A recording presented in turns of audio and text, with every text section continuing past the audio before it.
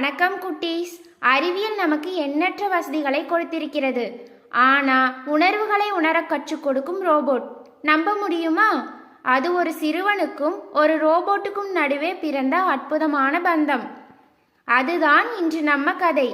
யூகி, அன்பை உணர்ந்த robot. Technology எல்லாம் ரூல் பண்ணும் உலகம் அது. ஆமா குட்டீஸ், ரோபோட்கள் மனிதர்களோடு சேர்ந்து வேலை செய்யும். கார்கள் தானாக ஓடும், வீடுகள் பேசும். அது ஒரு முழுக்க முழுக்க அறிவியல் உலகம். அந்த உலகத்தில் தான் இருந்தான் ஒரு புத்திசாலி சிறுவன் ஆரி. அவனுக்காக அவன் அப்பா ஒரு நாள் அன்பளிப்பாக ஒரு ரோபோட்டை கொடுத்தார். அது சாதாரண ரோபோட் இல்லை, உணர்வுகளை புரிந்து கொள்ளும் ரோபோட். அந்த ரோபோட்டின் பெயர் யூகி. ஆரியின் 10வது பிறந்த நாளில் அவன் அப்பா அவனுக்கு அந்த ரோபோட்டை கொடுத்தார். அவன் அதற்கு உடனே பெயர் வைத்தான், யூகி என்று. யூகி ஒரு ஸ்மார்ட் லிட்டில் ரோபோட். ஆரியின் முகத்தை பார்த்து அவன் உணர்வுகளை படிக்கும் திறன் அதற்கு இருந்தது.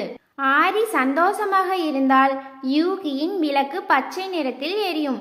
சோகமாக இருந்தால் அதுவே நீல நிறத்தில் மாறும். அது ஆரிக்கு ஒரு நல்ல தோழனாகவே மாறிவிட்டது. ஒவ்வொரு நாளும் இருவரும் சேர்ந்தே விளையாடுவார்கள், பாடம் படிப்பார்கள், சிரிப்பார்கள்.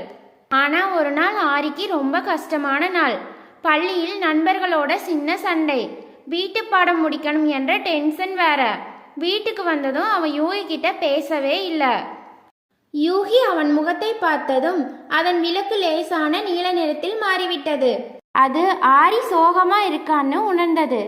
அதனால ஆரி சிரிக்கணும் என்பதற்காக இணையம் வழியாக ஆரிக்கு பிடிச்ச விண்வெளி சாகச விளையாட்டை திறந்தது. ஆனா ஆரி அதை மதிக்கவே இல்லை. என்னை விட்டு யூகின்னு சொல்லிட்டு ஹெட்போன் போட்டுட்டு தனியா போயிட்டான். அந்த நேரத்தில் யூகியின் விளக்கு அடர் நீளமாக மாறியது.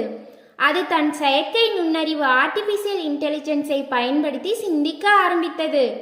நான் என்ன தவறு செய்தேன்? சில நேரத்திற்கு பிறகு ஆரி அவன் ஹெட்செட்டை கலற்றியதும் யூகி மெதுவாக அவன் முன்னால் வந்து நின்றது.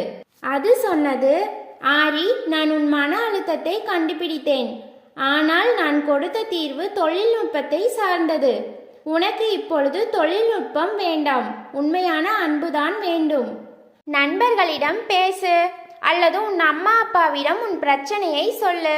நான் ஒரு ரோபோட் தான், ஆனால் நான் உன் உணர்வுகளை பிரதிபலிப்பவன் இல்லை, மதிக்கிறவன் என்றது. அந்த வார்த்தைகள் ஆரியின் மனசை ஆழமாக தொட்டது. அவன் கண்கள் ஈரமானது. ஆரி வேகமாக சென்று யூகியை கட்டி அணைத்தான். அந்த நிமிடத்தில் யூகியின் விளக்கு பச்சை நிறத்தில் மாறி பிரகாசித்தது. ஆரி ஒரு பெரிய பாடம் கற்றுக்கொண்டான்.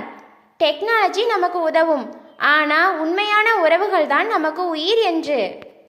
குட்டீஸ், ஒரு ரோபோட் அன்பை புரிந்து கொண்டால் உலகமே எப்படி மாறும் தெரியுமா? அது நமக்கு சொல்லும் பாடம் ஒன்றே ஒன்றுதான். அறிவியல் வளரட்டும், ஆனால் மனசு மாறக்கூடாது. ஓகேவா குட்டீஸ்?